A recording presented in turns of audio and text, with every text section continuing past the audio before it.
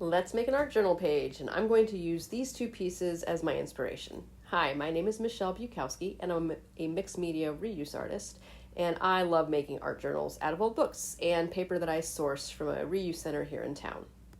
Somebody asked me to show what I would do with the pages that already have something on them. So for example, here I've got a music page, and then the second one on the right, or the one on the right, is actually leftover piece of my art from something, I don't remember what. So actually what I did was I took the color on that page as inspiration for my layout. So we started with some clear gesso. I prefer Liquitex. It looks like it's going on white, but it'll dry clear. So I covered both pages. That way I could see what was underneath, and you'll see later on that the left side will actually still show through on the finished layout. Now I'm going through my stash. I put clear gesso on the little dog too. I'm going through my stash and I'm pulling out anything that I think is going to go with my layout. I always pull extra paper that I'm never going to use all of what I pull. But this way I have a nice assortment and I don't have to keep going back to my stash.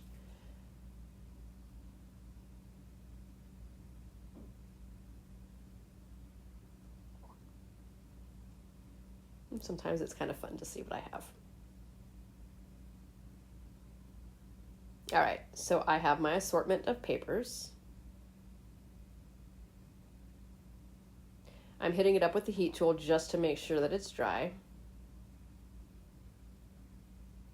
And now I'm using matte medium because I'm going to come back over with a piece of deli paper to cover the left side.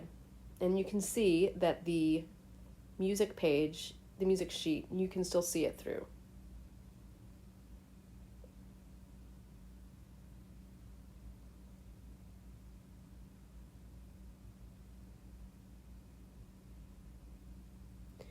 And I found this iridescent gold.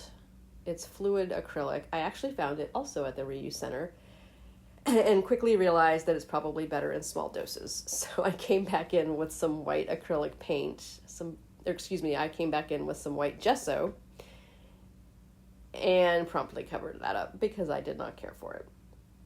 You'll see this happen quite a few times. I go back and forth and when I'm adding my layers, and I'll try to explain why, but just bear with me. So this piece down here on the bottom right was going to be one of my focal elements, and I thought I would balance it out by this piece here on the left. And quickly realized it was a little too strong. It took too much focus off of the right hand side. I used this neo color to kind of tone it down a little bit, and then I didn't like it. It didn't work. You'll see here in a minute, I'm going to try and dry it a little bit, and then I finally decide it's got to go. And that happens sometimes, and it's fine. So this neo color, you can use it many different ways, and you can see I actually it's just water on my paintbrush. So I'm like using it like a tube of paint, or you can draw straight on your substrate, which there you see I'm doing that, and then take your paintbrush to it.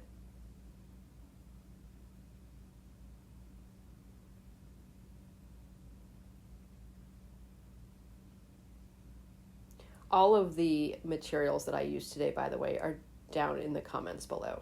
So this little stencil I actually cut out of a piece of velum paper. I had a large circle hole punch, and just made a simple stencil.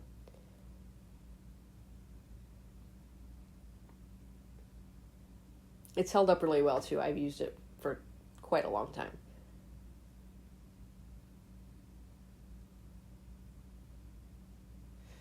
And I'm using a Stabillo Woody, which are super fun. They're a little bit like a crayon consistency, but they have really rich pigment and water soluble, like the neo colors.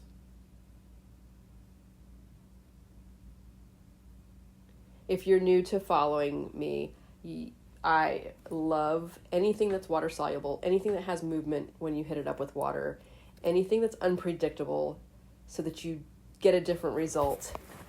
When I'm doing art journaling or if I'm doing an abstract, I don't necessarily want the result to be predictable.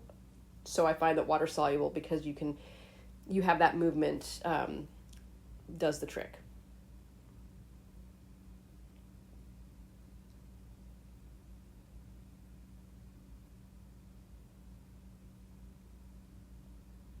And again, this is just plain water on this brush.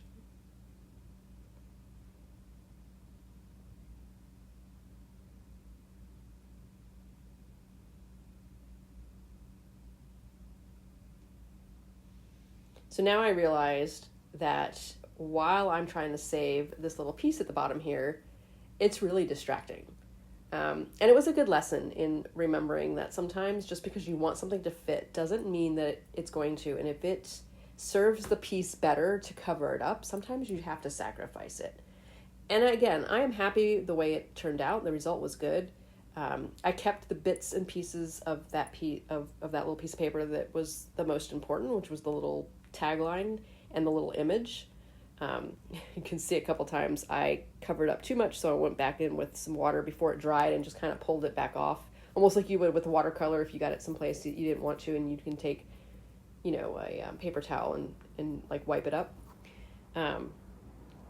Okay, so I am toning it down with a little bit of white. I'm just using a gift card as a palette knife, and I'm essentially mushing the paint around. I don't know how else to say it, but I that's my term, is mushing the paint around so it does what I want it to do. I get all this really cool texture.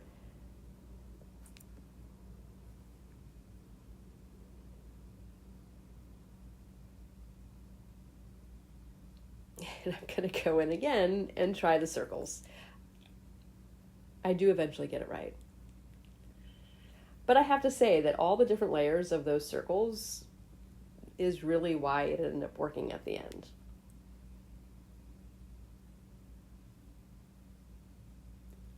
Yep, I am covering it one more time, because that gray was not right. All right, so I'm going to trim off the excess, because at this point I realized that the excess was kind of throwing it off for me. It was giving a weird illusion of the page the way it looked. So now that I trimmed it down, it's looking better. All right, we're going to try these circles once again.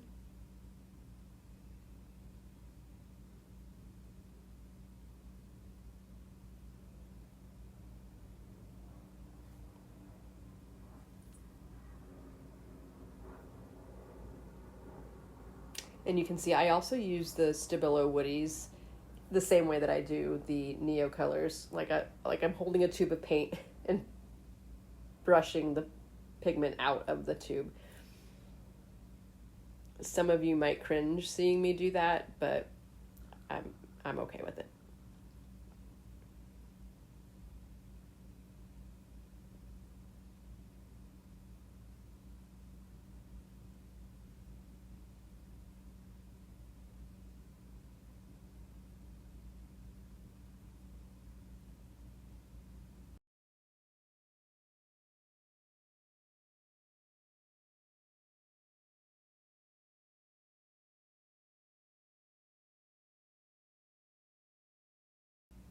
All right, now we're starting to get the focal element together. So I am using matte medium on this piece of scrap that I pulled. And you can see that it's smearing with that matte medium, and that is because the material that I used to do the circles was water soluble and reactivated. And I'm okay because it's got a really cool grungy look, and I pulled some of that up on the Catalyst tool that I'm using, and so when I used the matte medium on the second piece, it got a little bit of it on there. And again, I really like that because it makes it all look like it belongs on the page instead of me just sticking it there. And so I'm going to mix in some cadmium red medium into that gold because it makes this really pretty reddy, orangey, metallic-y color. And I'm going to apply it using the Catalyst tool onto my page in a moment after I put down some more gesso because I wanted to tone it down again.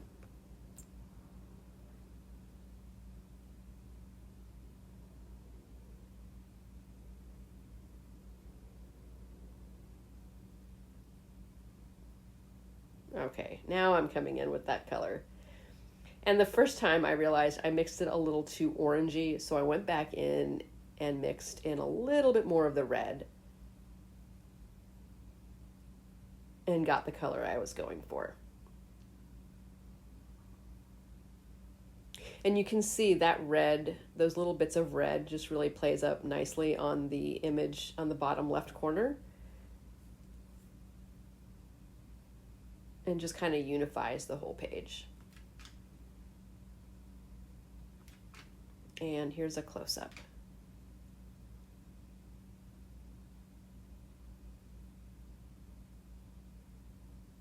You can see the notes coming through from the original page. And basically on the right, there's not much left. There's nothing left actually of the original page. And there's a little bit left of that piece. Anyhow, thanks for watching. Let me know what you think in the comments.